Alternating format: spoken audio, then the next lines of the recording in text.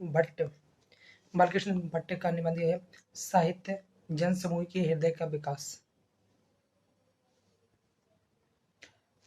अब साहित्य जनसमूह के हृदय का विकास बालकृष्ण भट्ट का निबंध है। अब सबसे पहले हम इसकी संवेदना की पहचान करेंगे कि इसकी संवेदना क्या है। बालकृष्ण भट्ट भारतेंदु युग की प्रतिनिधि निबंधकार है। किस युग के हैं? भारतेंदु युग के, जिनके लेखन में इस युग की सर्वाधिक सृजनात्मक प्रवृत्ति दिखाई पड़ती है। प्रस्तुत निबंध भारतेंदु युग में खड़ी बोली हिंदी की बालकालीन अवस्था के बावजूद हिंदी गद्य के सृजनात्मक प्रयोग का आरंभिक प्रतिनिधि उदाहरण है। इस निबंध में तो यह क्या है? हिंदी गद्य का सृजनात्मक प्रयोग का आरंभिक एवं प्रतिनिधि उदाहरण है। इस निबंध में तत्कालीन हिंदी गद्य की वैचारिक सशक्तता एवं भाषिक विकास को देखा जा सकता है। इस निबंध में भारतेंदु युगीन नवजागरण की चेतना सर्वत्र अंतर्व्याप्त है। इस निबंध में संवेदनात्मक पक्ष को निम्न अंकित बिंदुओं में रखा जा सकता है। तो अब इसकी संवेदना को हम कुछ बिंदुओं में समझने का प्रयास करेंगे, ठीक है। और इसमें क्या है? भारतेंदु युगीन नवजागरण चेतना विद्यमान है। अब संवेदना समझेंगे। इस निबंध में संवेदना पर भारतेंदु युगीन नवजागरण की छाप मौजूद है। इसमें साहित्य को व्यक्ति के संदर्भ में न देखकर जनसमूह के हृदय का विकास के संदर्भ में देखा गया है। तो इसमें क्या बताया गया है कि साहित्य क्या है? किसी व्यक्ति से जुड़ा नहीं है, बल्कि पूरे के पूरे जनसमूह अर्थात समाज के हृदय अर्थात चित्तवृत्ति का विकास है। प्रत्येक देश का साहित्य उस देश के मनुष्यों के हृदय का आदर्श रूप है। जो जाति जिस समय जिस भाव से परिपूर्ण या परिलुप्त रहती है, वे सब उसके भाव उस समय के साहित्य की समालोचना में अच्छी तरह प्रकट हो सकते हैं। तो मतलब किसी देश का साहित्य उस समय के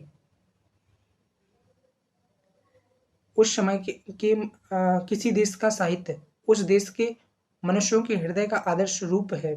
जो जाति जिस समय जिस भाव से परिपूर्ण या परिलुप्त होती है, वे सब उसके भाव उस समय के साहित्य की समालोचना से अच्छी तरह प्रकट हो सकते हैं। भट्ट जी साहित्य को इतिहास से अलग करते हैं। तो वैसे भी साहित्य क्या है? इतिहास से अलग है। और यह भट्ट जी की सूक्ष्म आलोचना दृष्टि है कि वह इनके अंतर को समझते हैं। यह विभेदीकरण प्राय वैसा ही है जैसा प्रेमचंद के यहाँ किया गया है। प्रेमचंद का प्रसिद्ध विचार है कि इतिहास में तिथियां, प्रेमचंद का प्रसिद्ध विचार है कि, तो हम इस विचार को कहीं पे भी कोट कर सकते हैं कि प्रेमचंद का प्रसिद्ध विचार है कि इतिहास में नाम, तिथियां और घटनाएं सच होती हैं और बाकी सब कुछ झूठ होता है, ठीक है। ऐसा ही विचार भट्ट जी ने भी प्रकट किया है। तो भट्ट जी ने क्या लिखते हैं? किसी देश का इतिहास पढ़ने से केवल बाहरी हाल हम उस देश का जान सकते हैं, पर साहित्य के अनुशीलन से कौम के सब समय समय के आभ्यंतरिक भाव में प्रस्फुटित हो सकते हैं। परंतु साहित्य के अनुशीलन से कौम के मतलब उस देश के सब समय समय के आभ्यंतरिक भाव मतलब उसके जो भाव हैं हमें प्रस्फुट हो सकते हैं। बालकृष्ण भट्ट ने साहित्य को जनसमूह के हृदय का विकास मानते हुए वैदिक साहित्य से लेकर भारतेंदु युगीन गद्य साहित्य तक विचार किया है। तो उन्हें पूरी अब क्या करते हैं? तो पूरी साहित्य परंपरा का कहाँ से लेकर वैदिक काल से लेकर भारतेंदु युग तक की पूरी साहित्य परंपरा पर अब वो विचार करते हैं, ठीक है। अब वो वैदिक साहित्य के बारे में लिखते हैं। वैदिक साहित्य के बारे में लिखते हैं कि यहाँ पर प्राकृतिक शक्तियों को ईश्वर मानकर उनकी प्रार्थना में रचनाएं की गई हैं। मतलब यहाँ का जो साहित्य है वो किस लिए रचा गया है? प्राकृतिक शक्तियों को ईश्वर मानकर उसकी भक्ति में रचनाएं लिखी गई हैं। उसकी भक्ति में क्या लिखी गई हैं? रचनाएं, मतलब रचनाएं की गई हैं। भट्ट जी लिखते हैं, प्रातःकाल उदयोन्मुख सूर्य की प्रतिभा देख उनके सीधे साधे चित्त ने बिना कुछ भी छानबीन किए इसे ज्ञात और अजय शक्ति मान लिया। प्रातःकाल उदय उन्मुख सूर्य को देख सूर्य की प्रतिभा को देख उनके सीधे साधे चित्त ने बिना कुछ विशेष छानबीन किए इसे अज्ञात और अजय शक्ति मान लिया। प्रातःकाल उदयोन्मुख सूर्य को देख प्रातःकाल उदय उन्मुख सूर्य को देख उनके सीधे साधे चित्त ने बिना कुछ विशेष छानबीन किए इसे अज्ञात और अजय शक्ति मान लिया। अब जो उनकी मतलब कौन है, मनुष्य था उस समय के, जो उसके बारे में लिखा गया है। ठीक है, अब इसके बाद है उपनिषद साहित्य को भट्टजी आर्यों के ईश्वर विषयक चिंतन का परिणाम मानते हैं। ठीक है, तो उपनिषद साहित्य बेसिकली कहाँ से आया है, उपनिषद साहित्य कहाँ से निकला है, आर्यों का जो ईश्वर विषयक चिंतन है उसी से निकला है। तो जो उस समय ईश्वर विषयक चिंतन चल रहा था उसी का जब साहित्यिक संस्करण बना तो उपनिषद में बना। ठीक है, स्मृति साहित्य को भट्ट जी उस समय की सामाजिक व्यवस्था की उपज मानते हैं। उस समय एक सामाजिक व्यवस्था थी, उसकी झलक कहाँ दिखती है, स्मृति साहित्य में। ठीक है, जिसमें उपज मानते हैं, जिसमें सबों को एकता के सूत्र में बद्ध करने के लिए और अपने अपने गुण कर्म के से चल विचल हो सामाजिक नियमों को किसी प्रकार की क्षति पहुंचाए, की हानि ना पहुंचाए। ठीक है, तो स्मृति साहित्य उस समय की किसका प्रतीक है, स्मृति साहित्य सामाजिक व्यवस्था का, और उपनिषद उस समय के ईश्वर विषयक चिंतन का। ठीक, तो ईश्वर विषयक चिंतन का प्रतीक कौन सा है, उपनिषद साहित्य, और स्मृति साहित्य क्या है, उस समय की सामाजिक व्यवस्था का प्रतीक है। भट्टी जी निबंध में लिखते हैं, सबों को एकता के सूत्र में बद्ध करने के लिए अपने अपने गुण कर्म से चल विचल हो सामाजिक नियमों को किस प्रकार हानि न पहुंचाए, सबों को एकता के सूत्र में बद्ध करने के लिए और अपने अपने गुण कर्म से चल विचल हो सामाजिक नियमों को किसी प्रकार की क्षति न पहुंचाए जैसी स्थिति की आवश्यकता महसूस की गई। स्पष्टता है कि मौर्योत्तर सामाजिक स्थिति में संकेंद्रित को सांकेतिक करता है, जिसमें मनुस्मृति या कि बल्कि स्मृति आदि लिखी गई हैं। ठीक है, तो बताते हैं सामाजिक व्यवस्था की उपज है ताकि कोई भी व्यक्ति, ठीक है, अपना जीवन जीते हुए सामाजिक नियमों को क्षति न पहुंचाए, इसलिए ये स्मृतियां लिखी गई हैं। ठीक, और किस काल को दिखाती हैं, यह बेसिकली जो मौर्योत्तर सामाजिक स्थिति है उसको सांकेतिक करती हैं। इसके बाद भट्ट जी रामायण महाभारत जैसे महाकाव्यों की, अब आते हैं गुप्त काल की ओर। तो जहाँ पर क्या हो रहा है, रामायण महाभारत जैसे महाकाव्यों की व्याख्या करते हैं।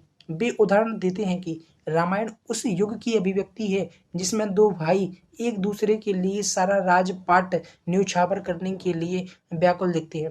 वहीं महाभारत उस समाज की अभिव्यक्ति है जिसमें दो भाई के कुलों का पारिवारिक स्वार्थ इस हद तक हो गया है कि बिना युद्ध के वे सुई के अग्रभाग के बराबर भी जमीन देने को नहीं सौंपेंगे। तो रामायण उस युग का प्रतीक है, ठीक है, जहाँ पर दो भाई एक दूसरे के लिए सब कुछ छोड़ कर जा सकते हैं। और वहीं महाभारत उस युग का प्रतीक है जहाँ वे सुई के अग्रभाग जितना भी जमीन नहीं दे सकते। इसके बाद भट्ट जी बौद्ध पुराण तांत्रिक परंपरा की चर्चा करते हैं। इनके प्रति उनके मन में आलोचना का भाव प्रबल दिखता है। तो इसके बाद है बौद्ध परंपरा का विश्लेषण किया गया है जिसके प्रति आलोचना का भाव ज्यादा दिखता है। वे लिखते हैं, महाभारत के उपरांत भारत, ठीक, अभी हम लोग जो पॉइंट दिए गए हैं इनको थोड़ी गौर से इसलिए देख रहे हैं, ठीक है, क्योंकि ये व्याख्या के रूप में पूछे जा सकते हैं। ठीक है, तो इसमें बेसिकली पूरा हमें नहीं देखना है, यहाँ जो इम्पोर्टेंट लाइन है यही, हमारी विद्यमान छिन्न भिन्न दशा जिसके कारण हजार हजार चेष्टा करने पर भी हमारी जातीयता जाती नहीं, यह सब पुराणों की कृपा है। ठीक है, तो पुराणों पर आलोचना कर दी।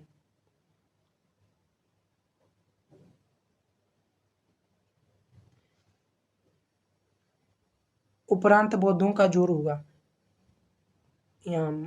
महाभारत के उपरांत भारत का और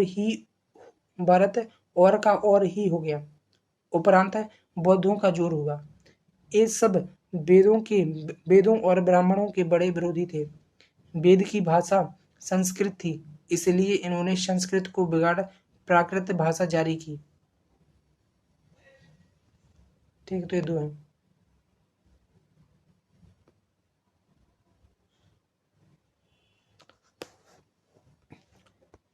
भट्ट जी आधुनिक भारतीय आर्य भाषा भट्ट जी आधुनिक भारतीय आर्य भाषाओं और हिंदी बोलियों के विकास को स्पष्ट करते हैं। अब क्या है, भाषा का अध्ययन करते हैं कि किस प्रकार इनका विकास हुआ है, जिसमें आर्य भाषाओं का अध्ययन किया गया और हिंदी का।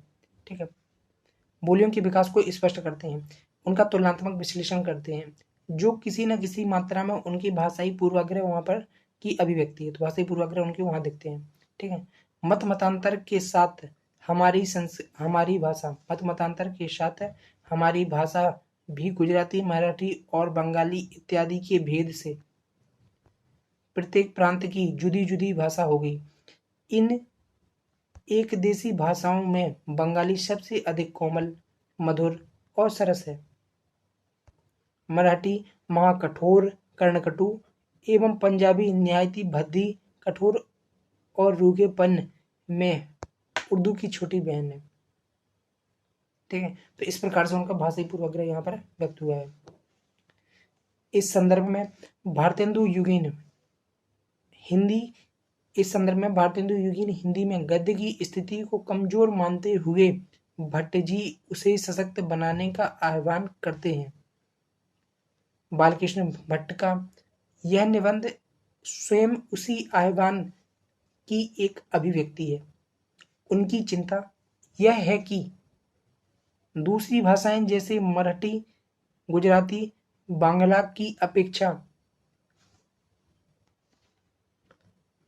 कविताओं के अंश हिंदी साहित्य में बहुत बड़ा कविताओं के अंश में हिंदी का साहित्य बहुत बड़ा चढ़ा हुआ है और संस्कृत से कुछ ही न्यून है, किंतु गद्य रचना अर्थात प्रोज बहुत ही कम है। तो यहाँ पर इस संदर्भ में हिंदी में गद्य की स्थिति को कमजोर मानते हुए तो हिंदी में क्या गद्य कमजोर है, वह लिखते हैं कि देखो जो कविता का अंश है वह तो बहुत बड़ा चढ़ा दिखता है, लेकिन गद्य की स्थिति है वह प्रोज की स्थिति है वह बहुत ही कम और पोच है।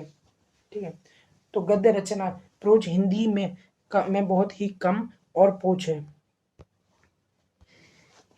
इस निबंध में भारतेंदु युगीन नवजागरण की अंतर्विरोधों की भी पहचान स्पष्टता की जा सकती है। अब भारतेंदु युगीन नवजागरण के अंतर्विरोध क्या थे, जैसे राष्ट्रभक्ति और राज्यभक्ति में से किसे श्रेष्ठ माना जाए या फिर किसे फॉलो किया जाए। दूसरा कि यहाँ पर जो सांस्कृतिक गौरव दिखाया जा रहा था वह बेसिकली हिंदू गौरव था, तो यह भी एक अंतर्विरोध था। किस भाषा को आगे लेकर जाया जाए वह भी एक अंतर्विरोध था। ठीक है, नारी पुरुष में से पुरुष को यहाँ पर ज्यादा तवज्जो दी जा रही थी, वह भी एक अंतर्विरोध था। तो ऐसे ही अंतर्विरोध यहाँ पर भी देखते हैं। तो इस निबंध में भारतेंदु युगीन नवजागरण के अंतर्विरोध की भी स्पष्टता पहचान की जा सकती है। बालकृष्ण भट्ट बार बार इस देश को आर्यों का देश, हिंदू जाति जैसे पदों से पहचानते हैं, जो कि आगे चलकर हिंदी नवजागरण की एक बड़ी सीमा बन जाती है। उनका कथन है, हमारी हिंदू जाति के असंख्य टुकड़े होते होते यहाँ तक खंड हो गए कि अब नए नए धर्म मत प्रवर्तक होते ही जाते हैं। ठीक है, तो यहाँ पर लिखते हैं हमारी हिंदू जाति के, यह देखो व्याख्या की दृष्टि से महत्वपूर्ण है, तो इसको दोनों वजह से याद करना है। तो इसको क्या करना है, याद कर लो। हमारी हिंदू जाति के असंख्य टुकड़े यहाँ हमारे हिंदू जाति के असंख्य टुकड़े होते होते यहाँ तक खंड हो गए कि अब नए नए धर्म और मत प्रवर्तक होते ही जाते हैं। हमारी हिंदू जाति के असंख्य टुकड़े होते होते यहाँ तक हुए कि अब नए नए धर्म और मत प्रवर्तक होते ही जाते हैं। हमारी हिंदू जाति के असंख्य टुकड़े होते होते यहाँ तक खंड हो गए कि अब नए नए धर्म और मत प्रवर्तक होते ही जाते हैं। हमारी हिंदू जाति के असंख्य टुकड़े होते होते यहाँ तक खंड हो गए कि अब तक नए नए धर्म और मत प्रवर्तक होते ही जाते हैं। इस निबंध की वैचारिक परिपक्वता का साक्ष्य शुक्ल जी के साहित्य संबंधी चिंतन पर इसके प्रभाव में मिलता है। शुक्ल जी ने साहित्य, अब देखना अब इसमें वैचारिक परिपक्वता कहाँ दिखती है, तो वैचारिक परिपक्वता इसमें दिखती है का साक्ष्य शुक्ल जी का जो साहित्य संबंधी चिंतन पर इसके प्रभाव से मिलती है। ठीक है, तो शुक्ल जी के साहित्य चिंतन क्या है कि जनता की चित्तवृत्तियों का संचित साहित्य क्या होता है, जनता की चित्तवृत्तियों का संचित प्रतिबिंब होता है साहित्य संबंधित शुक्ल जी की इस अवधारणा पर। ठीक है, भट्ट जी के साहित्य जनसमूह के हृदय का विकास है वाली अवधारणा का निर्णायक प्रभाव स्पष्ट है।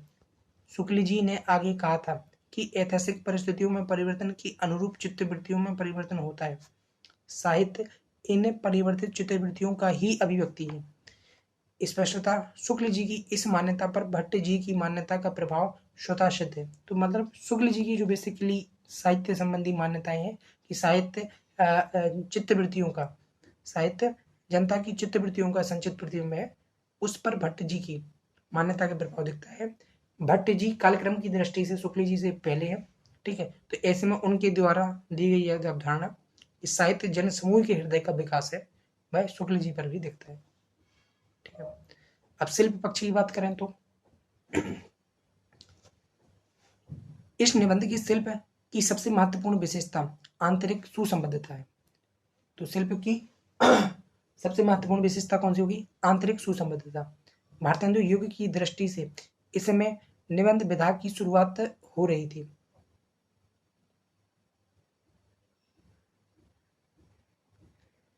निबंध की शिल्प में ऐसी कसावट और अनमिति चकित कर देती है। ठीक है, तो पहले क्या आंतरिक सुसंबद्धता है, चूंकि यह काल बहुत शुरुआती काल था भारतेंदु युग, इसलिए यहाँ पर इतनी कसा हुआ शिल्प के साथ लेखन पाठक को कैसा कर देती है, चकित कर देती है।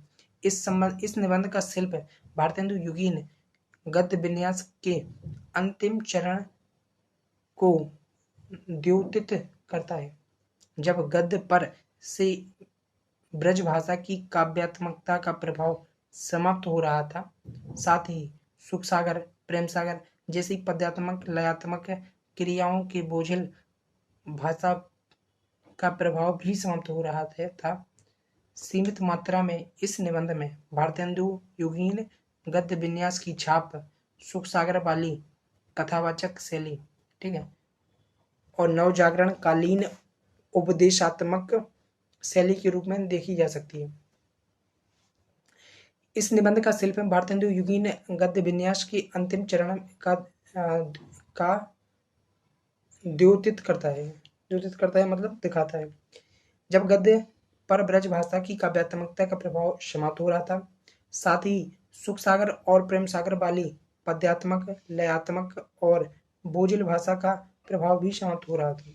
सीमित मात्रा में इस निबंध में भारतेंदु युगीन गद्य विन्यास की छाप सुख सागर वाली कथावाचक शैली और नवजागरण कालीन उपदेशात्मक शैली के रूप में देखी जा सकती है। ठीक है, तो देखो थोड़ा बहुत इसमें भारतेंदु युगीन गद्य के विन्यास की छाप है, जिसमें क्या होता था, कथावाचक शैली होती थी और नवजागरण की उपदेशात्मक शैली होती थी। तो इनमें ये दोनों शैलियाँ दिखती हैं, एक तो उपदेशात्मक शैली और दूसरी है कथावाचक शैली। ठीक, हाँ, लेकिन जो भाषा के स्तर पर जो पद्यात्मकता और लयात्मकता है, जो कि अब हम देखें तो लल्लू लाल के सुख सागर में जो लल्लू लाल की रानी केतकी की कहानी में दिखती है, ठीक है, मुंशी सदा सुख लाल के सुख सागर में दिखती है, तो वह चीज़ यहाँ पर नहीं दिखती है। ठीक है, वह चीज़ बालकृष्ण भट्ट में नहीं दिखती है, क्योंकि यहाँ तक आते आते भाषा परिष्कृत होने लगती थी। लेकिन भारतेंदु युग की गद्य विन्यास की जो कुछ विशेषताएं हैं, जैसे कि कथावाचक शैली और उपदेशात्मक शैली, चूंकि नवजागरण का काल था इसलिए साहित्य में उपदेशात्मक रूप दिखता है, तो वह यहाँ पर मौजूद है। तो अपन ने सबसे पहले देखा कि कथानक कैसा है, तो अत्यंत सुसंबद्ध है, कसावट है बहुत ज़्यादा। शैली कैसी है, तो हमने शैली एक की अगर बात करें तो भारतेंदु की शैली की छाप है, हालांकि पद्यात्मकता लयात्मकता नहीं है, फिर भी कथावाचक शैली और उपदेशात्मक शैली देखी जा सकती है। शब्द भंडार के स्तर पर तत्सम शब्दों की अधिकता है। ठीक है, तो अब शब्द भंडार की बात करें तो तीसरा पॉइंट है शब्द भंडार।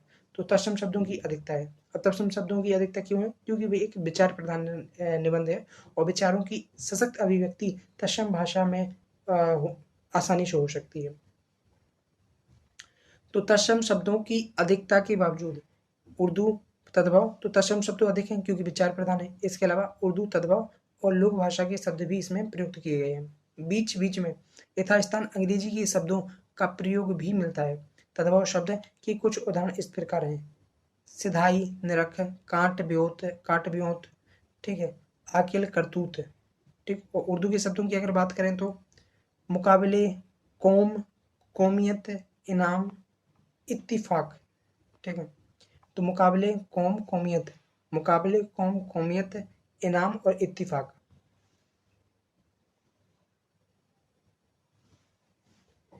इसका स्थान प्रयोग भी अत्यंत औचित्यपूर्ण ढंग से हुआ है। दृष्टांत की शैली इस निबंध की शिल्प की एक अन्य महत्वपूर्ण विशेषता है। तो दृष्टांत शैली का प्रयोग इस निबंध की एक अन्य महत्वपूर्ण परंपरा है। अधिकांश दृष्टांत संस्कृत से लिए गए हैं। शुच्यग्रहं नैव दास्यामि विना युद्धेन केशव, अश्वत्थामा हता नरो वा कुंजरो वा, नरो वा अश्वत्थामा हता नरो, नरोबा व कुंजरोबा। ठीक है, तो यह कहाँ का लिया गया? महाभारत का दृष्टांत उठाया गया है, जहाँ पर यह दिखाया जा रहा है कि अश्वत्थामा या तो नर से मरेगा,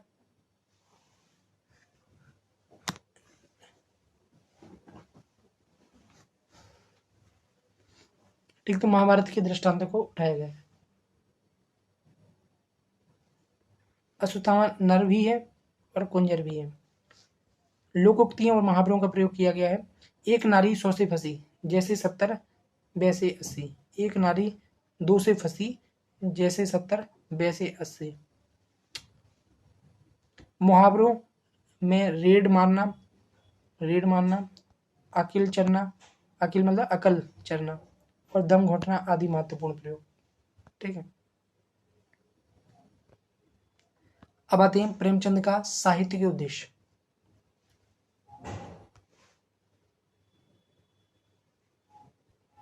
तो प्रेमचंद का उपन्यास है साहित्य के उद्देश्य। ठीक है, और बेसिकली इसमें साहित्य का उद्देश्य ने क्या बताया है? प्रगतिशीलता। ठीक है, तो इसमें देखेंगे कि साहित्य का उद्देश्य क्या है। ठीक है, और किस प्रकार से। प्रेमचंद मूलतः कथाकार थे, किंतु समय समय पर उन्होंने स्फुट वैचारिक लेखन भी किया है। ठीक, तो मूलतः कथाएं लिखते थे, लेकिन वैचारिक लेखन। अब कथा लिखने का मतलब है कहानी और उपन्यास, और वैचारिक लेखन का मतलब है निबंध।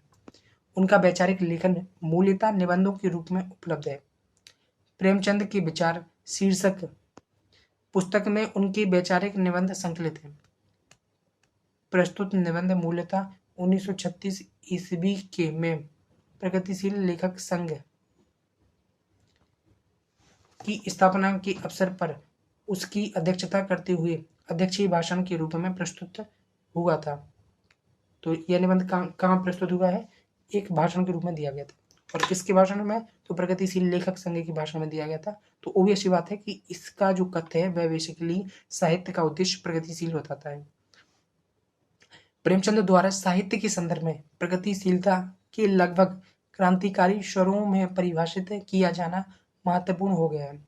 उनका यह अध्यक्षीय भाषा हिंदी निबंध जगत में मील का पत्थर बन गई।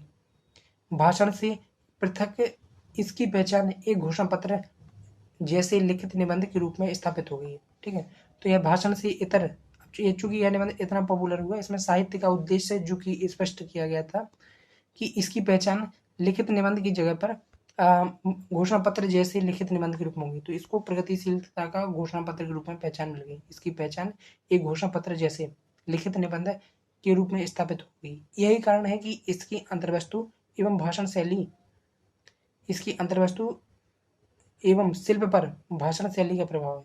तो ठीक है, तो भाषण शैली क्या है? जो कि भाषण के रूप में लिखा गया था। अब आगे देखते हैं संवेदना पक्ष।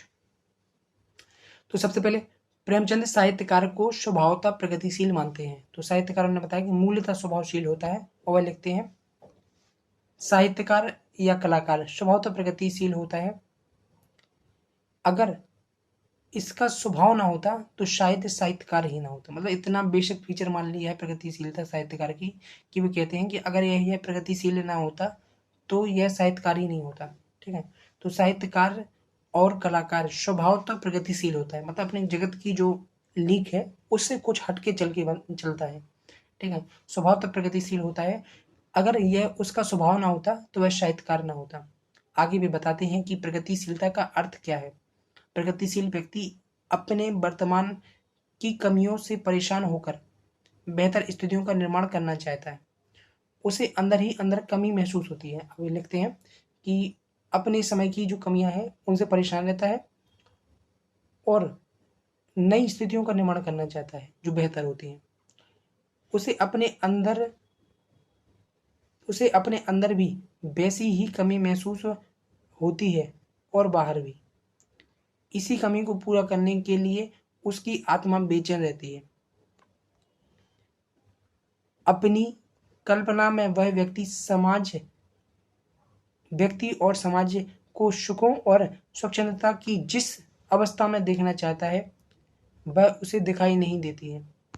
इसलिए वर्तमान मानसिक सामाजिक अवस्थाओं से उसका दिल कुढ़ता रहता है। वह इन अप्रिय अवस्थाओं का अंत कर देना चाहता है। यही वेदना, यही भाव उसके मस्तिष्क को सक्रिय बना देता है। ठीक है, तो हमें इसमें ज्यादा नहीं याद करेंगे, सिर्फ ऊपर की 2-3 लाइनें। उसे अपने अंदर भी एक कमी महसूस होती है और बाहर भी। इसी कमी को पूरा करने के लिए उसकी आत्मा बेचैन रहती है। ठीक है, तो यह 2 लाइनें। ठीक है, तो हम बताएंगे कि जो उपन्यासकार है, साहित्यकार और कलाकार स्वभाव तो प्रगतिशील होता है। अगर वह प्रगतिशील ना होता तो साहित्यकार ही नहीं होता। ठीक, फिर हम बताएंगे कि वह प्रगतिशील होने का अर्थ क्या है। तो यहाँ पर मैंने बताया कि प्रगतिशीलता क्या है, तो स्पष्ट करती है प्रगतिशीलता क्या है। ठीक है, तो वह बताते हैं प्रगतिशीलता क्या है। उसे अपने अंदर भी एक कमी महसूस होती है और बाहर भी। इसी कमी को पूरा करने के लिए उसकी आत्मा बेचैन रहती है। ठीक है, तो हम बताएंगे कि उसके अपने अंदर भी और अपने बाहर भी कमी महसूस होती है। इसी कमी को पूरा करने के लिए आत्मा बेचैन रहती है। प्रेमचंद अपने समय के साहित्य की जरूरत को स्पष्ट करते हुए नस्यवादी, रोमांटिक और मनोरंजनकारी साहित्य की भूमिका को खारिज करते हैं। ठीक है, तो वे मनोरंजनकारी साहित्य की भूमिका को खारिज करते हैं और नश्वरताकारी। वे लिखते हैं, जो रचनाएं सिर्फ मनोरंजन के लिए होती हैं उनका महत्व 2 कौड़ी का होता है। ठीक है, जो रचनाएं सिर्फ मनोरंजन के लिए होती हैं उनका महत्व 2 कौड़ी का होता है। ठीक है, अब इसके बाद है सामाजिक कला को सामाजिक उपयोगिता की कसौटी पर कसने का प्रस्ताव करते हैं। उन्होंने कहा है कि कोई भी कला है उसमें सामाजिकता निहित होनी चाहिए। ठीक है, और उन्हें कसौटी बना दी कि सामाजिक उपयोगिता की कसौटी होनी चाहिए जिस पर एक कला लिखी जाए, कोई किसी भी कला की रचना हो। तो प्रेमचंद कला को सामाजिक उपयोगिता की कसौटी पर कसने का प्रस्ताव करते हैं। मुझे यह कहने में हिचक नहीं है कि मैं चीजों की तरह कला को भी उपयोगिता की तुला पर तोलता हूँ। आनंद स्वतः उपयोगिता युक्त वस्तु है। ध्यातव्य है कि प्रेमचंद ने उपयोगितावादी दृष्टि सामाजिक बेहतरी हेतु संघर्ष एवं कर्म की भावना को प्रेरित करने पर आधारित है।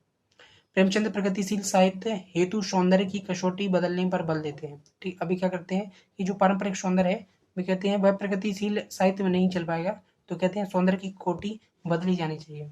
ठीक है, तो प्रगतिशील साहित्य के लिए भी कहते हैं सौंदर्य की कोटि कसौटी में बदलाव होना चाहिए।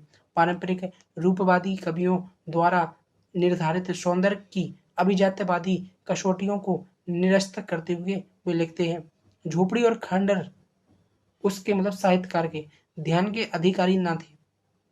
उन्हें वह मनुष्यता की परिधि से बाहर समझा जाता था। कभी इसकी चर्चा कभी इनकी चर्चा करता भी था तो इनका मजाक उड़ाने के लिए। मतलब ये पुराने साहित्यकारों के बारे में लिख रहे हैं कि झोपड़ी और खंडर जो अभिजात्यवादी थे उनकी तो चेतना में नहीं थे झोपड़ी और खंडर, और उनको वह इसे मनुष्यता की परिधि से बाहर समझता था। कभी चर्चा करता भी था तो सिर्फ मजाक उड़ाने के लिए।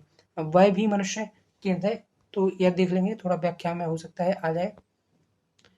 प्रेमचंद रीतिवादी सौंदर्य प्रतिमानों को निरस्त करते हुए आम जन के जीवन संघर्ष के सौंदर्य को खोजते हैं।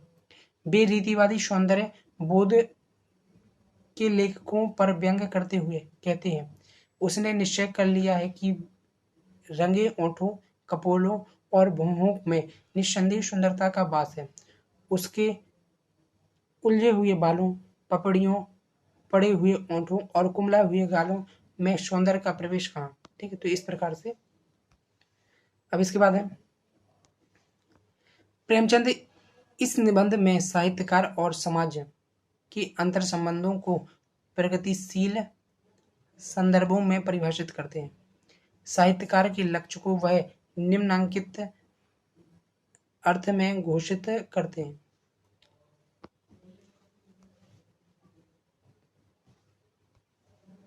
साहित्यकार का लक्ष्य केवल महफिल सजाना, मनोरंजन का सामान जुटाना नहीं है।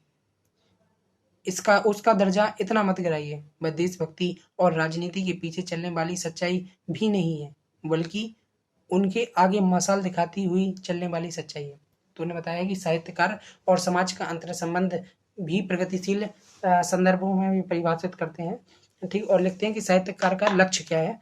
तो वे साहित्यकार के लक्ष्य को परिभाषित करते हुए घोषित करते हैं। तो लक्ष्य को परिभाषित करते हैं तो वह कहते हैं कि महफिल सजाना और मनोरंजन का सामान जुटाना।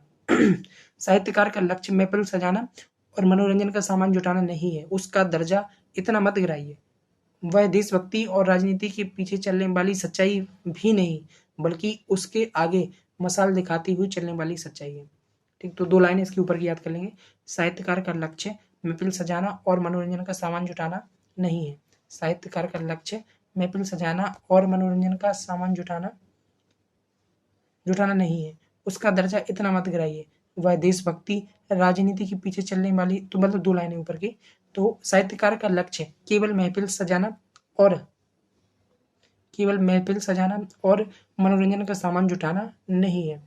उसका दर्जा इतना मत गिराइए। प्रेमचंद साहित्यकार की प्रतिभा को मूल्यतः जन्मजात मानते हैं, किंतु उनकी राय है कि प्रतिभा ही पर्याप्त नहीं है। साहित्यकार को ज्ञान अर्जन अभ्यास भी करना चाहिए। ठीक है, तो यहाँ पर मार्क्सवादी धारणा को खारिज करते हैं। ठीक, और मानते हैं कि प्रतिभा जन्मजात होती है, जैसा कि रामविलास शर्मा ने निराला के संदर्भ में माना है। ठीक है, तो वैसी ही धारणा प्रेमचंद यहाँ प्रतिपादित करते हैं। तो कहते हैं कि मूलतः जन्मजात होती है, प्रतिभा मूलतः जन्मजात होती है, लेकिन साहित्यकार को ज्ञान अर्जन और अभ्यास भी करना चाहिए। ठीक है, तो यहाँ पर एक पैराग्राफ दिया गया, इसमें शक नहीं है कि साहित्यकार पैदा होता है, बनाया नहीं जाता। यदि हम शिक्षा और जिज्ञासा से प्रकृति की इस देन को बढ़ा सकें तो निश्चय ही साहित्य की अधिक सेवा कर सकेंगे। तो उन्होंने बोला है कि इसमें शक नहीं है कि साहित्यकार पैदा होता है। ठीक है, लेकिन वे कहते हैं कि यदि हम शिक्षा से और जिज्ञासा से प्रकृति की इस देन को बढ़ा सकें तो निश्चय ही साहित्य की अधिक सेवा कर सकेंगे। उनका कहना है इसमें शक नहीं है कि साहित्यकार पैदा होता है, बनाया नहीं जाता, मतलब प्रतिभा जन्मजात होती है। लेकिन हम यदि शिक्षा और जिज्ञासा से इसे थोड़ी अगर बढ़ा सकें तो निश्चय ही हम साहित्य की अधिक सेवा कर सकेंगे।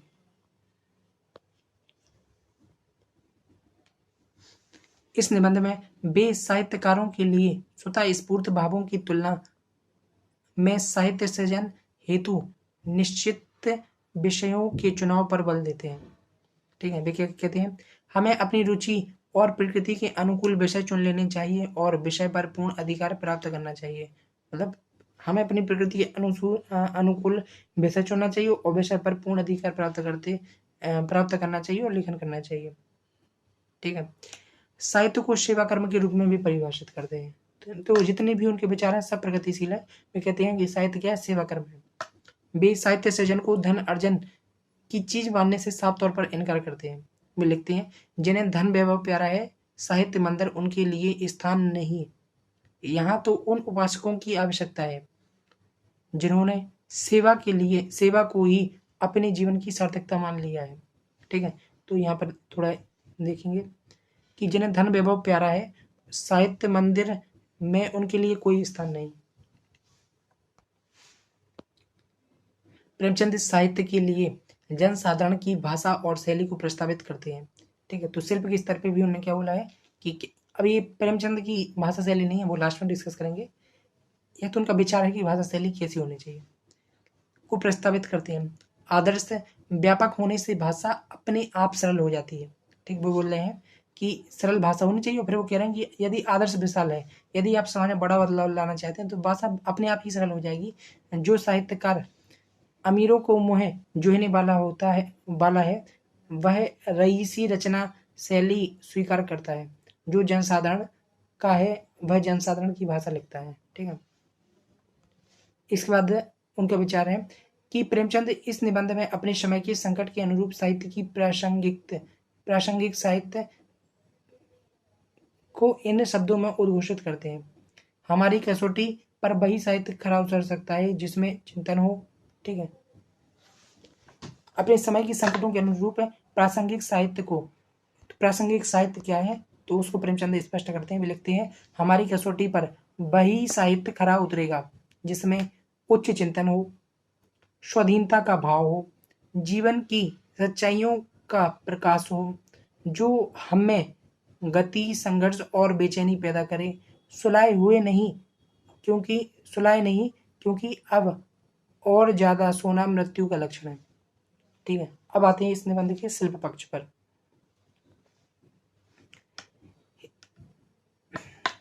इस निबंध की शिल्प की सर्वाधिक महत्वपूर्ण विशेषता भाषण शैली है। जैसे हमने पहले ही स्पष्ट किया था कि यह निबंध प्रगतिशील लेखक संघ में प्रेमचंद के भाषण के दौरान के लिए लिखा गया था।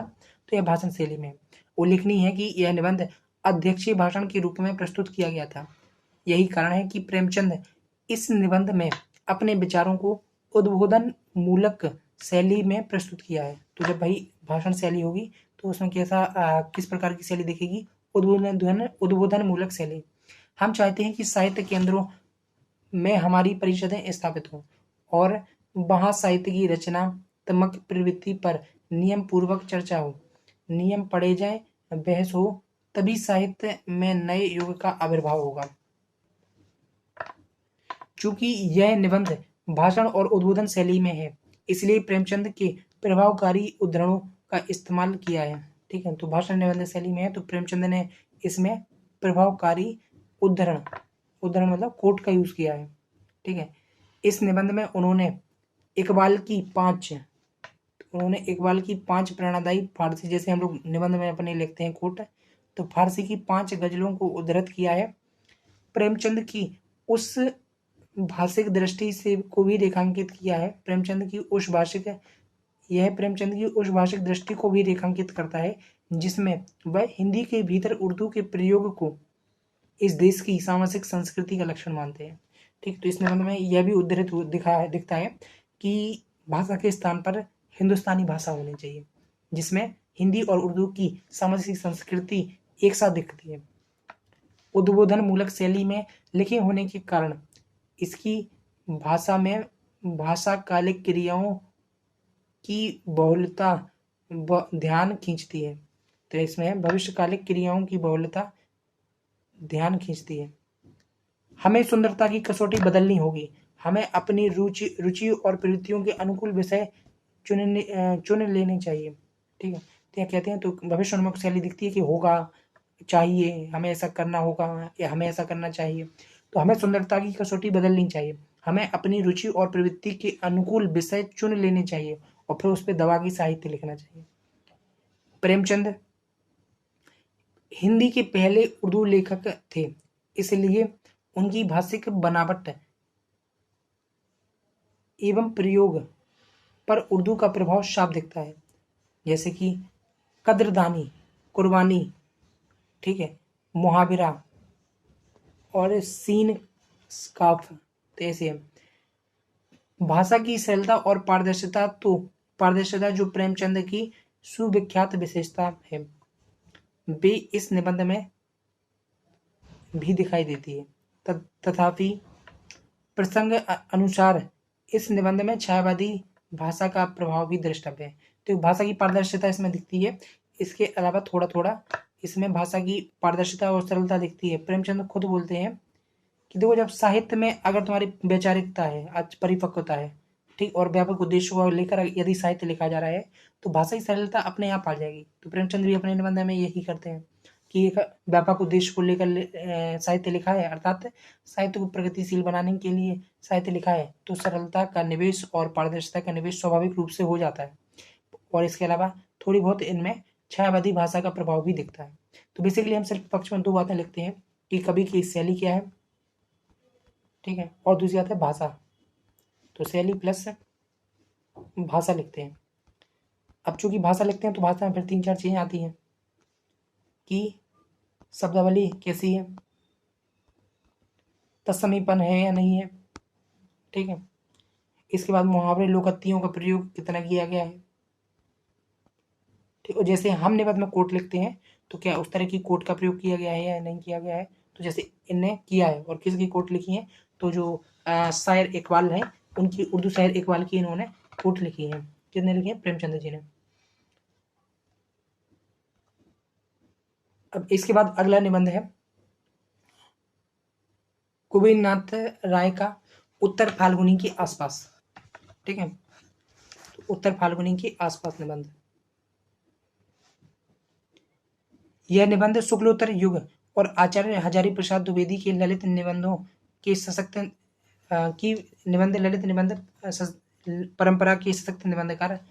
तो सबसे पहली बात है यह किसने लिखा है, तो कुबेरनाथ राय द्वारा लिखा गया है, जो कि एक प्रकार के ललित निबंधकार हैं। और किसकी परंपरा में लिखते हैं, तो आचार्य हजारी प्रसाद द्विवेदी की परंपरा में। आचार्य हजारी प्रसाद द्विवेदी की परंपरा में बात करें तो आचार्य हजारी प्रसाद द्विवेदी ने तो ललित निबंध लिखने की परंपरा स्टार्ट की। उसके बाद फिर यदि आगे देखें तो विद्यानिवास मिश्र, और उसी परंपरा में तीसरा चरण आता है कुबेरनाथ राय का।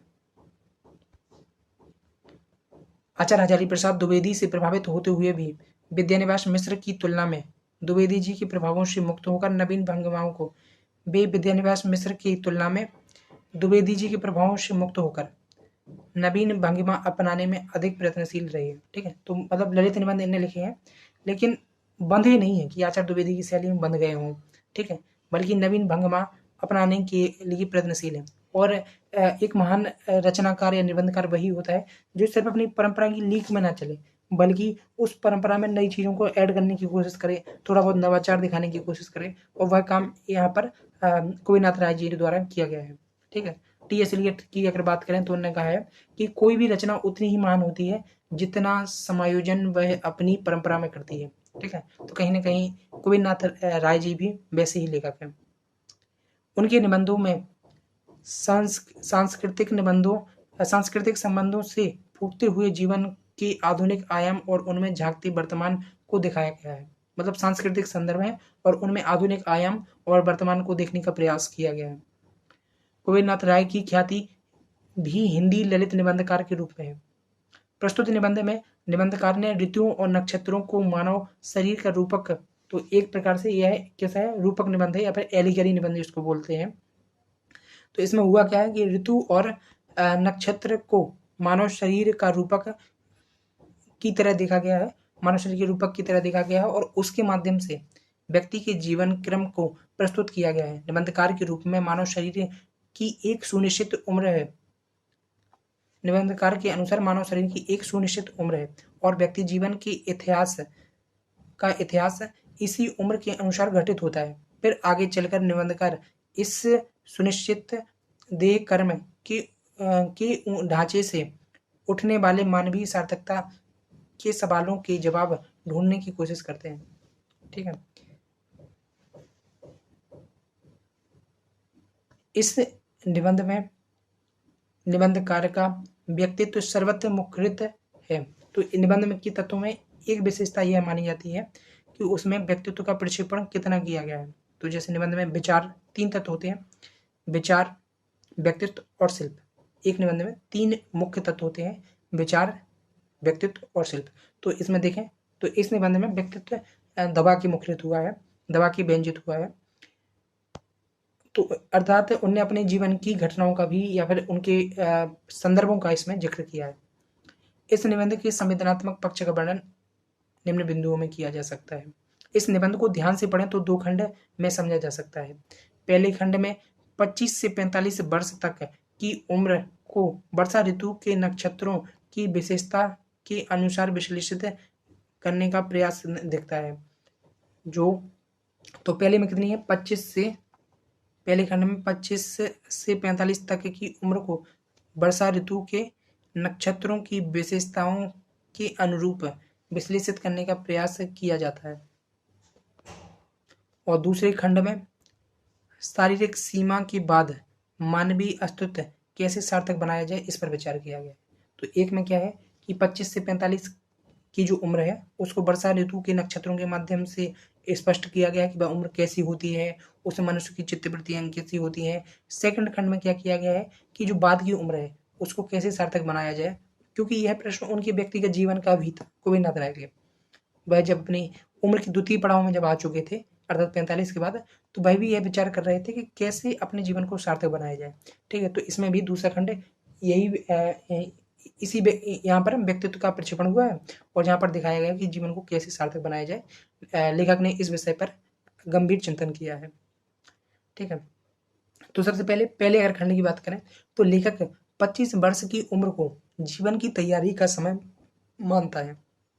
25 से 45 की उम्र को वर्षा ऋतु के नक्षत्रों के गुणधर्मों के आधार पर विश्लेषित करता है। 25 तक की उम्र कैसी है, 25 तक की उम्र तैयारी की एज है, तो हमें भी तैयारी 25 तक ही करनी है। इसके बाद 25 से 45 तक की जो उम्र है, ठीक है, वह विभिन्न नक्षत्रों और गुणधर्मों के आधार पर उसे विश्लेषित किया गया। तो 25 से 45 की आयु है उसे वर्षा के जो विभिन्न नक्षत्र होते हैं उनके माध्यम से विश्लेषित करने का थोड़ा प्रयास किया गया। लेखक ने 25 वर्ष की उम्र को, जो 25 तक की उम्र है उसको क्या बोला है, सावन की मन भावन ऋतु बोला है।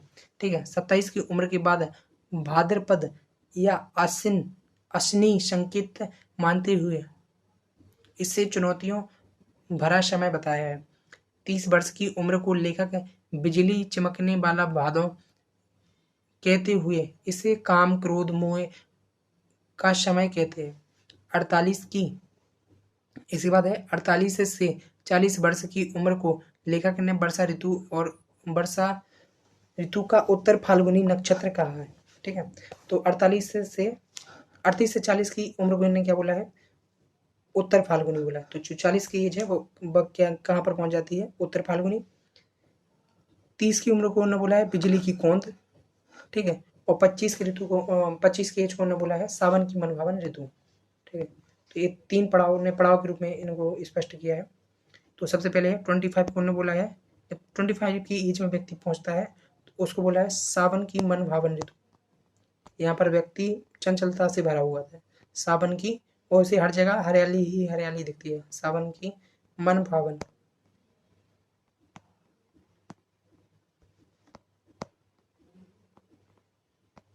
ठीक है, अब 25 के बाद 30 की उम्र की बात करें तो 30 की उम्र को बिजली की कौंध, तो बिजली की कौंध वाला भादों, तो इन्होंने कहा है बिजली की कौंध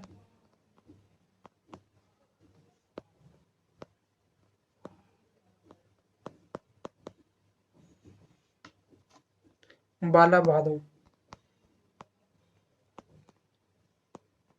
बिजली की कौंध वाला भादों का है। और इसके बाद 40 की उम्र है तो इसको बोला है उत्तर फाल्गुनी। ठीक है, उत्तर फाल्गुनी नक्षत्र।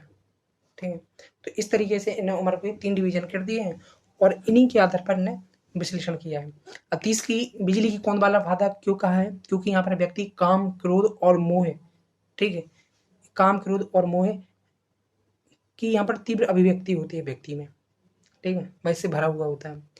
निबंध 25 और 45 की उम्र के बीच सबसे निर्णायक उम्र 30 और 30 उत्तर के दशक को मानता है। जो 25 से 45 की एज है इसके बीच में सबसे जो निर्णायक उम्र है वह 30 और 30 उत्तर का दशक होता है। 30 उत्तरी वर्षों का स्वभाव शान पर चढ़ी तलवार की तरह होता है। ठीक है, तो 30 उत्तर जो 30+ की एज है यहाँ पर व्यक्ति किस प्रकार होता है, 30 उत्तरी वर्षों का स्वभाव शान पर चढ़ी तलवार की तरह है। प्रति वर्ष उस पर नई धार तेज चढ़ता जाता है 40वें वर्ष तक। बस जो व्यक्ति का तेज है वो 30 से लेकर 40 तक ही व्यक्त होता है।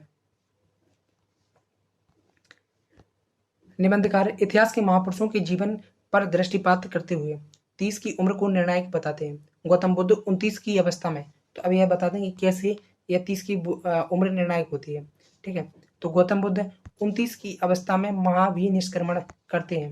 जीसस 30 की अवस्था में अपना प्रथम संदेश सरमन ऑन द माउंट देते हैं।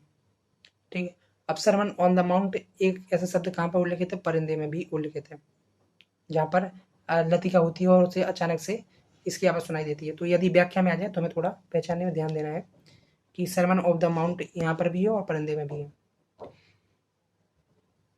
इसी उम्र के आसपास राम को वनवास मिलता है और वे वन में राक्षसों का संहार करते हैं। लेखक का दावा है अतः 30वां वर्ष सदैव वर्ण के मुहूर्त के रूप में आता है। 30उत्तर दशक जीवन का घनघोर कुरुक्षेत्र है। यह काल गदय पचीसी के विपरीत एक क्षुरधार काल है। निबंधकार के अनुसार उत्तर फाल्गुनी अर्थात 40 से 45 के बीच की अवधि अब तक के अपने कर्म संघर्षों के फल पाने की तरह है, किंतु 45 के बाद शरीर थकने लगता है। लेखक इस संदर्भ में दोस्तोवस्की, ठीक है, अब आते हैं वो किस पे? लेखक के अनुसार उत्तर फाल्गुनी अर्थात जब 40 की एज में पहुंचते हैं कि 40 से 45 की अवधि अब तक अपने कर्म का फल पाने की एज है, जितना तुमने किया है उसका काटने की एज है।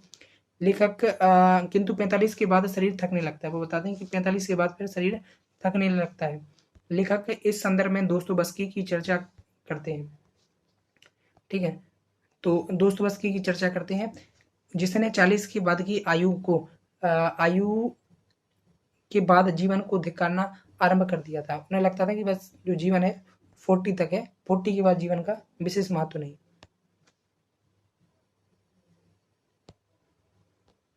45 की उम्र के बाद जीवन की सार्थकता हेतु क्या किया जाए? अब यहाँ से होता है निबंध का सेकंड अंश, सेकंड पार्ट चालू। यहाँ पर ये लेखक की चिंता है कि 45 की उम्र के बाद जीवन की सार्थकता हेतु क्या किया जाए। इस प्रश्न पर निबंधकार अपने विचारों को एक नया मोड़ देते हैं। इससे ही विश्लेषण की दृष्टि से हम निबंध का दूसरा खंड कह सकते हैं। निबंधकार स्वयं से सवाल करता है कि क्या उसे मिथकीय चरित्र ययाति की तरह अपने स्वपुत्र से उनका यौवन उधार लेना चाहिए। वह सोचता है कि कॉलेज में अध्यापक बनकर 55 से 60 वर्ष की उम्र तक युवाओं के मध्य रहकर यौवन की ऊर्जा महसूस की जा सकती है, पर फिर उसे लगता है कि यदि वह ययाति की तरह नई पीढ़ी के यौवन अर्थात उनके विचारों को अपनाता है तो वह एक अधूरे दर्शन को अपनाने की तरह होगा। उसे स्मरण आता है कि आजकल की नई पीढ़ी अध्यापक को वर्ग शत्रु के रूप में देखती है। ठीक है, वो कहता है कि देखो यदि वह कॉलेज में जाके पढ़ाने लगता है ययाति की तरह अपने स्वपुत्रों से यौवन उधार लेने की कोशिश करता है तो वह एक पूर्ण दर्शन नहीं है, वो एक अधूरे दर्शन के समान है। ठीक है, और आजकल की पीढ़ी वैसे भी अध्यापक को एक वर्ग शत्रु की तरह देखती है, क्योंकि अध्यापक भी व्यवस्था का अंग होने के कारण ययाति यथास्थिति का पोषक होता है। ठीक, तो नई पीढ़ी क्या है? अध्यापक को वर्ग शत्रु की तरह देखती है, क्योंकि अध्यापक व्यवस्था का अंग होने के कारण अध्यापक कैसा होता है? यथास्थिति का पोषक होता है। लेखक नई पीढ़ी की छिन्न मस्त राजनीति के रंगरूट कहते हुए लिखता है। ठीक है, तो यहाँ पर अब इसके बाद है नेक्स्ट पॉइंट। निबंध के अंतिम हिस्से में लेखक ने परंपरा और आधुनिकता के द्वंद्व का गहरा मंथन किया है। मूल सवाल यह है कि स्वीकारपंथी मतलब कन्फर्मिस्ट होना ठीक है या विद्रोही?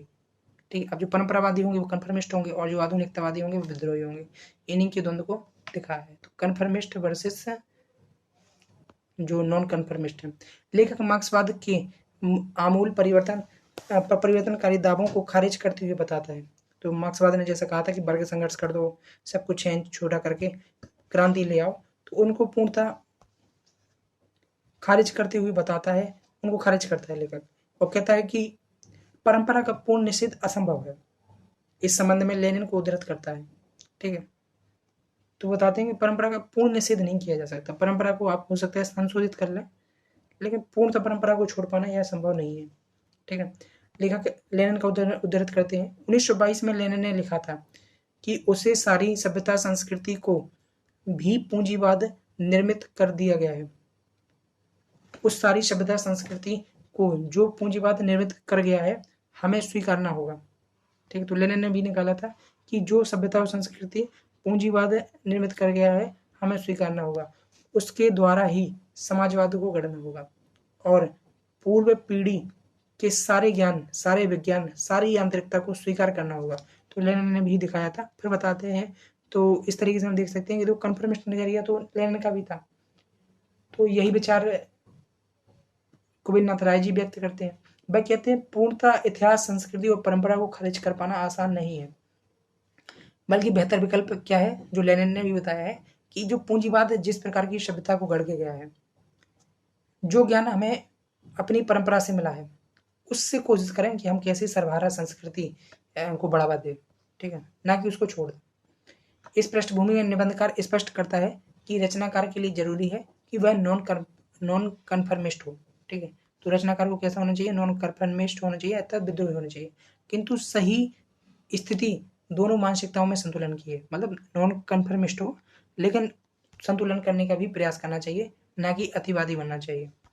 वह अपने जीवन की सार्थकता भी इसी आधार पर परिभाषित करते हैं। तो रचनाकार के लिए तो उन्होंने बता दिया कि रचनाकार के लिए क्या बेस्ट है, और वह अपने मतलब गोविंद नाथ राय जी अपने जीवन की सार्थकता भी इसी आधार पर परिभाषित करते हैं कि मैं धार के साथ बहकर अकेले अकेले अपने अंदर की अमरता कला का आविष्कार करने को कृत संकल्प हूँ।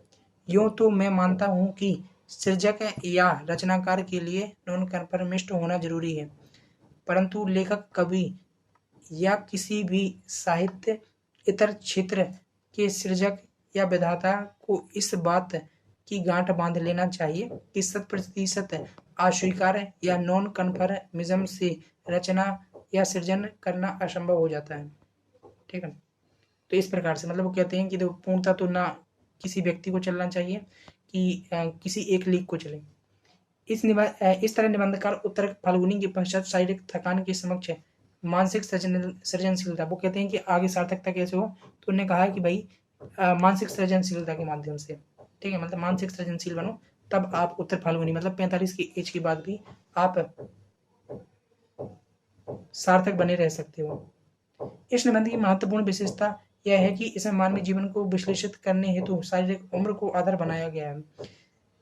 ऐसा प्रयास हिंदी साहित्य व भारतीय चिंतन में अन्यतम नहीं किया गया है।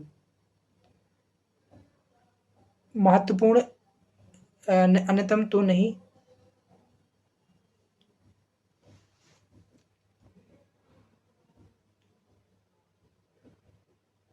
इस निबंध की महत्वपूर्ण विशेषता यह है कि इसमें मानवीय जीवन को विश्लेषित करने के लिए शरीर उम्र को आधार बनाया गया है।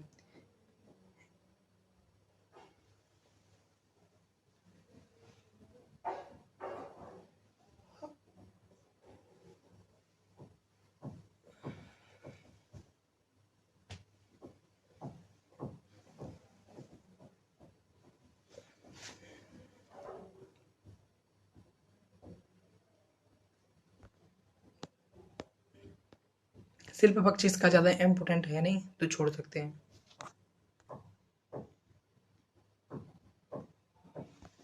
इस निबंध की महत्वपूर्ण विशेषता यह है कि इसमें मानवीय जीवन को विश्लेषित करने के लिए शारीरिक उम्र को आधार बनाया गया है। ऐसा प्रयास हिंदी साहित्य में अन्यतम नहीं है। अन्यतम नहीं तो महत्वपूर्ण अवश्य है, मतलब अन्यतम नहीं मतलब और भी जगह ऐसा किया गया है, लेकिन यह महत्वपूर्ण जरूर है। उम्र को आधार बनाकर मनुष्य के जीवन की व्याख्या करना जीवन की भौतिक वैज्ञानिक अवधारणाओं को केंद्र में रखने जैसा है, ठीक है। उम्र के आधार पर मनुष्य के जीवन को वर्णन करना कैसा है, जैसे वैज्ञानिक अवधारणाओं के आधार पर मनुष्य वैज्ञानिक अवधारणाओं को जीवन की वैज्ञानिक और भौतिक अवधारणाओं को केंद्र में रखने जैसा है। भारतीय चिंतन और हिंदी साहित्य का बहुलांश शरीर इतर और इंद्रिय इतरता पर बल दे रहा है, किंतु यह निबंध मनुष्य की उम्र के अनुसार उनके जीवन की विशेषताओं और प्राथमिकताओं को स्पष्ट करते हुए जीवन को शारीरिक विज्ञान पर आधारित करके अत्यंत स्पृहणीय बना देता है।